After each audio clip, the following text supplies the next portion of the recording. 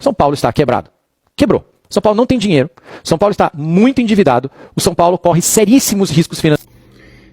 Meu filho pediu para mim fazer um vídeo de 3 minutos para falar de São Paulo, mas não tem como não. 3 minutos não tem como não. Isso que só engaja a partir dos 3 minutos. Mas falar de São Paulo tem que ser uma minissérie. The Walking Dead, que não acaba nunca. Tá difícil.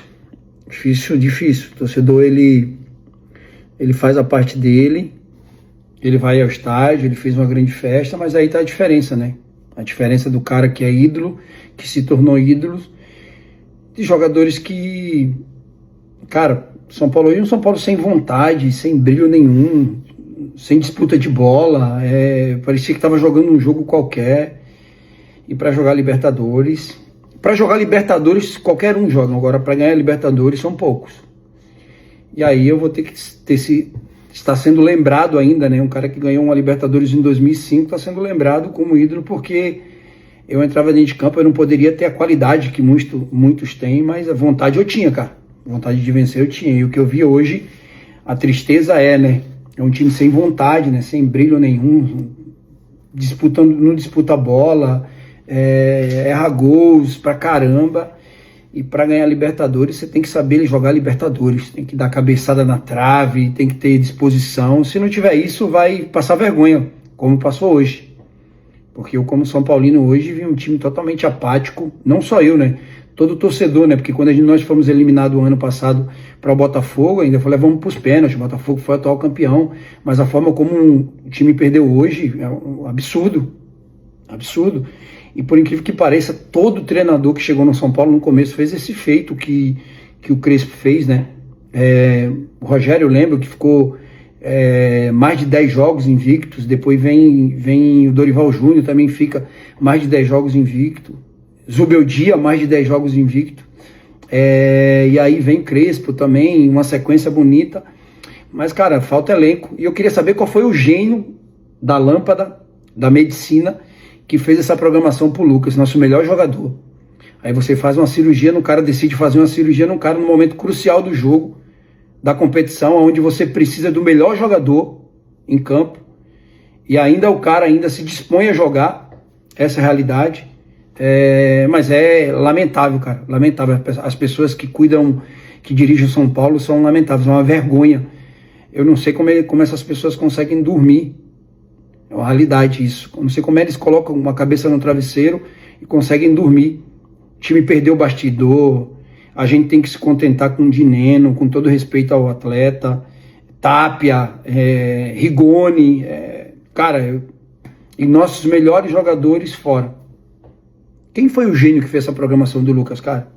Que resolveu, depois de não sei quanto tempo, que eu já perdi as contas, e lembrando aqui que o Lucas não tem nada a ver com tudo isso, porque tá ele no meio disso tudo aí, fazendo aquilo, a programação que passam para ele, mas você deixar para fazer uma cirurgia no nosso melhor jogador, no momento crucial de uma competição tão grande como a Libertadores, que representa tanto o seu torcedor, cara, esse cara que fez essa programação é um gênio, de verdade. Falar do jogo, falar do que o São Paulo representou, porque não teve jogo, né? A gente viu um time querendo vencer e outro time passeando em campo. Infelizmente, pecamos em finalizações, né, no jogador que todo mundo adora, que ninguém pode reclamar com ele, que ele fica ressentido. Eu acho que o Luciano quer que quando ele... E aqui não estou dizendo que ele foi o culpado por isso tudo, entendeu? Eu estou só dizendo que quando alguém reclama dele, ele sempre vai a público, reclama. Mas nós ficamos na dependência dele, dependência do Luciano. E aí a gente sente falta do André, né? Todo mundo reclamava do André. E hoje ele fez falta. Fez muita falta, mas foi vergonhoso, cara. Morumbi hoje, uma noite de Libertadores, o seu torcedor sofreu com um time apático, sem vontade nenhuma. Não vou generalizar, dizer que todos os jogadores não tiveram vontade, mas alguns até tentaram, mas infelizmente esse não é o São Paulo que o torcedor merece. Esse não é o São Paulo que o torcedor está acostumado a ver no Morumbi.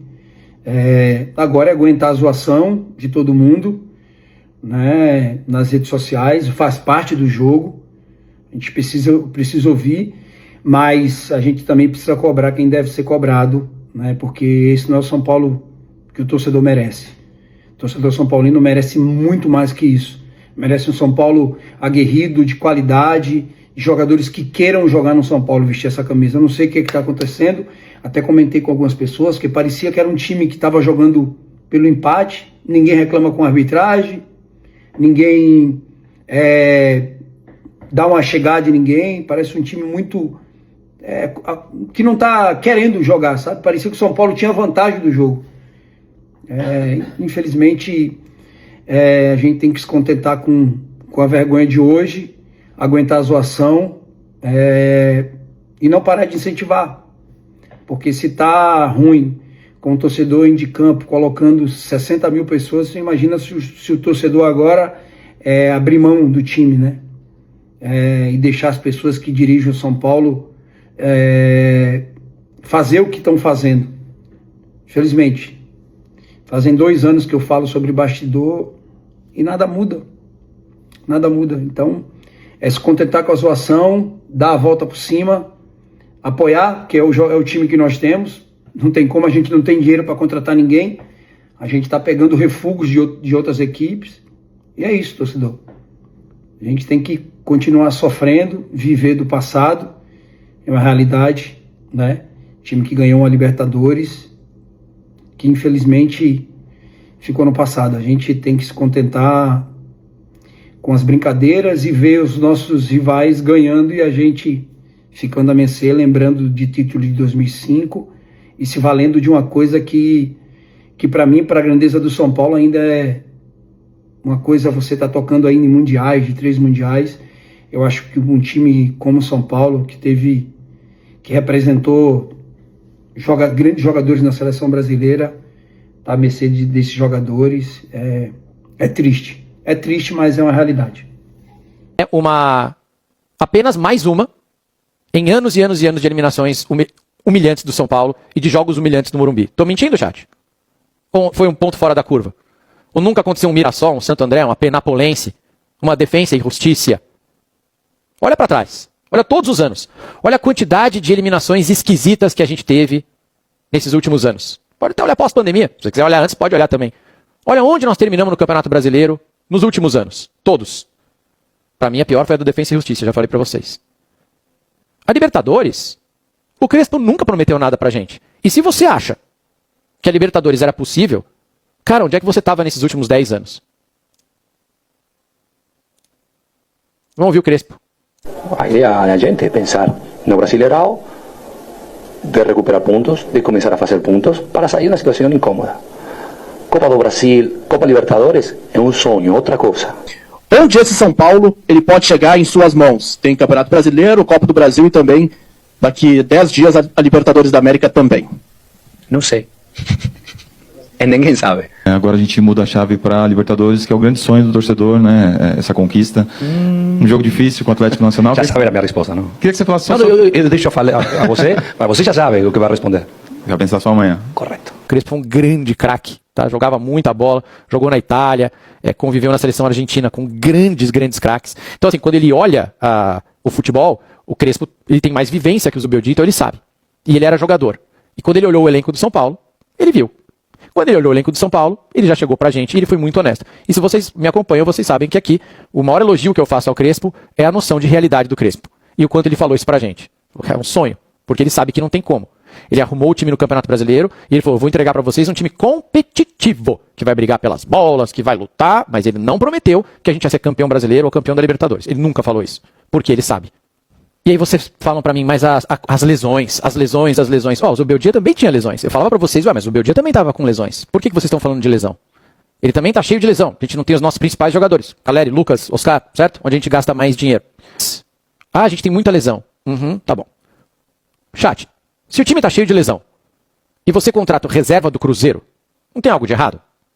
Se pra repor o seu titular, você contrata um reserva do Cruzeiro, o que será que tá acontecendo? Quando o Flamengo tem um problema, eles contratam um cara do Atlético de Madrid. Não é? Quando o Palmeiras tem um problema, eles contratam o Andreas Pereira. Por que nós, quando a gente tem um problema, seja, no caso do Palmeiras, venderam alguém. Quando o problema é o Paulinho, os caras contratam tipo o Vitor Roque. Por que nós contratamos o reserva do Cruzeiro e repatriamos o Rigoni? Por que nós temos atacantes que não fazem nem 20 gols por ano? Há anos. Por que nós temos atacantes que não fazem nem 15 gols por ano? há anos. Por que que o nosso grande ídolo hoje não está nem no top 10 de maiores artilheiros da história do São Paulo? A pior coisa que poderia ter acontecido para nós, e por favor, você que gosta de fazer corte dessa live, lembra que eu já estou falando há bastante tempo aqui sobre o São Paulo, e isso é só eu estou chegando numa conclusão agora, depois de minutos e minutos falando, mas a pior coisa que poderia ter acontecido para o São Paulo, por favor, não tirem de contexto, foi a Copa do Brasil. Quando a gente ganhou a Copa do Brasil no feitiço do mata-mata, o mesmo feitiço que poderia ter feito a gente ganhar essa Libertadores no feitiço, porque o mata-mata tem feitiço, quando a gente ganhou aquela Copa do Brasil, parecia que os problemas tinham acabado, todo mundo ficou super iludido, era um título que faltava, foi legal pra caramba. Mas ele anestesiou boa parte da torcida e da imprensa também pro real problema do São Paulo. Que é o que eu tô tentando falar desde o começo. Que é onde eu vou chegar agora. São Paulo está quebrado. Quebrou. São Paulo não tem dinheiro. São Paulo está muito endividado. O São Paulo corre seríssimos riscos financeiros. A culpa é de quem pegou o São Paulo com uma dívida de 400 milhões e transformou em 1 bilhão. Se a gente contrata o reserva do Cruzeiro é porque a gente não tem dinheiro. Se a gente vende 4 moleques da base por preço de banana, eles não gostam que fale isso, mas é a realidade, é porque a gente está quebrado. Porque a gente tem que terminar o mês com um superávit de R$3, entendeu? Ele só tem que olhar e tá no azul. São Paulo está quebrado. São Paulo está quebrado há muito tempo. A Copa do Brasil anestesiou vocês, mas o São Paulo está quebrado há bastante tempo. A gente soma eliminações humilhantes há bastante tempo. A gente soma resultados muito ruins no Campeonato Brasileiro, 13º, 11º, há bastante tempo.